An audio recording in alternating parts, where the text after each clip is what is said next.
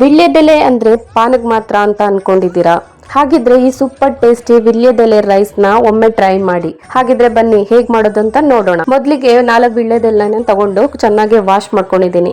ಈಗ ರೋಲ್ ಮಾಡ್ಕೊಂಡು ಚಿಕ್ಕದಾಗೆ ಕಟ್ ಮಾಡ್ಕೊಳ್ತಾ ಇದ್ದೀನಿ. ಬಾಂಡ್ಲಿ ಬಿಸಿ ಆದ್ಮೇಲೆ 1 ಟೇಬಲ್ ಸ್ಪೂನ್ ಕಡಲೆಬೇಳೆ, 3/4 ಟೇಬಲ್ ಸ್ಪೂನ್ ಉದ್ದಿನ ಬೇಳೆ, 2 ಟೇಬಲ್ ಸ್ಪೂನ್ ಕಡಲೆ ಸೇರಿಸ್ಕೊಂಡು ಸ್ವಲ್ಪ ಕಾಳುಮೆಣಸು, 2 ಒಣಮೆಣಸಿನಕಾಯಿ, ಸ್ವಲ್ಪ ಕರಿಬೇವನ್ನ ಸೇರಿಸಿ ಚೆನ್ನಾಗಿ ಡ್ರೈ ರೋಸ್ಟ್ ನ ಮಾಡ್ಕೊಳ್ತಾ ಇದ್ದೀನಿ.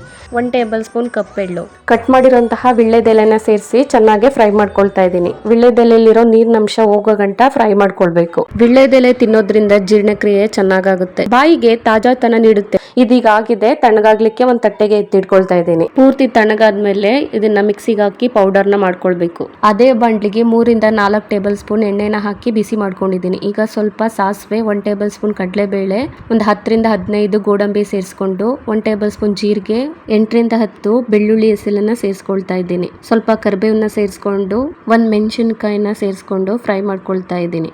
ಈಗ ಮಾಡಿರುವಂತಹ ಅನ್ನನ ಸೇರಿಸ್ಕೊಳ್ತಾ ಇದ್ದೀನಿ. ಮೊದಲೇ ಪುಡಿ ಮಾಡಿ ಇಟ್ಟಿರುವಂತಹ ಮಸಾಲಾ ಪೌಡರ್ನ ಸೇರಿಸ್ಕೊಂಡು ಸ್ವಲ್ಪ ವೀಳ್ಯದೆಲೆ ಕಟ್ ಮಾಡಿರೋದನ್ನ ಸೇರಿಸ್ಕೊಂಡು ಮಿಕ್ಸ್ ಮಾಡ್ಕೊಳ್ತಾ ಇದ್ದೀನಿ. ರುಚಿಗೆ ತಕ್ಕಷ್ಟು ಉಪ್ಪನ್ನ ಸೇರಿಸ್ಕೊಂಡು ನಿಂಬೆ ಹಣ್ಣಿನ ರಸ ಸೇರಿಸಿ ಚೆನ್ನಾಗಿ ಮಿಕ್ಸ್ ಮಾಡ್ಕೊಂಡ್ರೆ ಸುವಾಸನೆಯುಳ್ಳ ವೀಳ್ಯದೆಲೆ ರೈಸ್ ರೆಡಿ ಆಗಿದೆ. ನಿಂಬೆ ಹಣ್ಣಿನ ರಸವನ್ನ ಕೊನೆಯಲ್ಲಿ ಸೇರಿಸಿದ್ರೆ ರುಚಿ ಹೆಚ್ಚಾಗಿರುತ್ತೆ.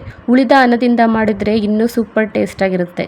ಲಂಚ್ ಬಾಕ್ಸ್ಗೆ ಇದು ಬೆಸ್ಟ್ ರೆಸಿಪಿ ಆಗಿದೆ. ಒಮ್ಮೆ ಈ ವೀಳ್ಯದೆಲೆ ರೈಸ್ ಟ್ರೈ ಮಾಡಿದ್ರೆ ಮತ್ತೆ ಮತ್ತೆ ಮಾಡೋಕೆ ಮನ್ಸಾಗುತ್ತೆ. ಇಂಥ ಹೊಸ ರೆಸಿಪಿಗಳಿಗಾಗಿ ಫಾಲೋ ಮಾಡಿ.